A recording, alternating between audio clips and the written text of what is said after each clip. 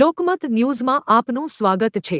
વડોદરા શહેરમાં આધ્યાત્મિક ઉલ્લાસનો માહોલ જોવા મળી રહ્યો છે, જ્યાં દિગંબર જૈન સમાજ દ્વારા ભવ્ય ધાર્મિક કાર્યક્રમનું આયોજન કરવામાં આવ્યું છે। અલકાપુરી વિસ્તારમાં આવેલ શ્રી 1008 ચિંતામણી પાર્શ્વનાથ દિગંબર જૈન મંદિર ખાતે ચતુર્થ પટ્ટાધીશ રાષ્ટ્રગૌરવ આચાર્ય શ્રી 108 સુનિલ સાગરજી મહારાજ સાહેબના મંગલ પ્રવેશ નિમિત્તે આ આયોજન થયું। આજરોજ નીલાંબર સર્કલથી ગોકુલ પાર્ટી પ્લોટ નજીકથી ભવ્ય આગમન યાત્રા નીકળી, જેમાં મોટી સંખ્યામાં શ્રાવિકાઓ જોડાયા હતા। યાત્રા શહેરના વિવિધ વિસ્તારોમાં ફરી મંદિર ખાતે પહોંચી, જ્યાં ગુરુજીનું માંગલિક પ્રવચન યોજાયું અને આહારચર્યા તથા સ્વામી વાત્સલ્યનો કાર્યક્રમ યોજાયો। સાંજે 4 વાગ્યે આનંદ યાત્રા અને 6 વાગ્યે ભગવાન જિનેન્દ્રની આરતી સાથે ગુરુદેવની આરતી યોજાશે। આ પવિત્ર અવસર પર દિગંબર જૈન સમાજના તમામ ભક્તોને ઉપસ્થિત રહી ધર્મલાભ લેવા આમંત્રણ આપવામાં આવ્યું છે।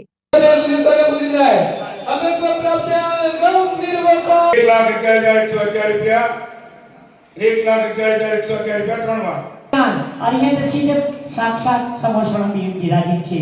એવું સુંદર હવે જે બોલી બોલ્યા છે 3 જણ, એ સૌથી પહેલા 3 દ્રવ્ય तुम देश दिगंबर जितवानी राकेश आगड़ा प्रातस्मरण परम पूज्य आचार्य सुनील सागरजी महाराज 46 पीछी साथे આજે વડોદરામાં આગમન થયું।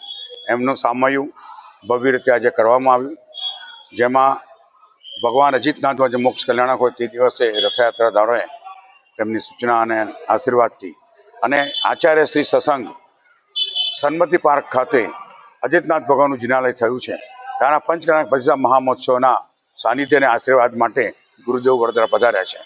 આ ગુરુદેવ એ સન્મતિ સાગરજીથી દીક્ષિત થયેલા પ્રાતસ્મરણી અને ખૂબ જ વિદ્વાન અને તપસ્વી ગુરુદેવ છે, જે પંચકલ્યાણક મહામહોત્સવમાં ભગવાનને સૂર્યમંત્ર આપી પંચકલ્યાણક પ્રતિષ્ઠા મહોત્સવ પૂર્ણ કરાવશે।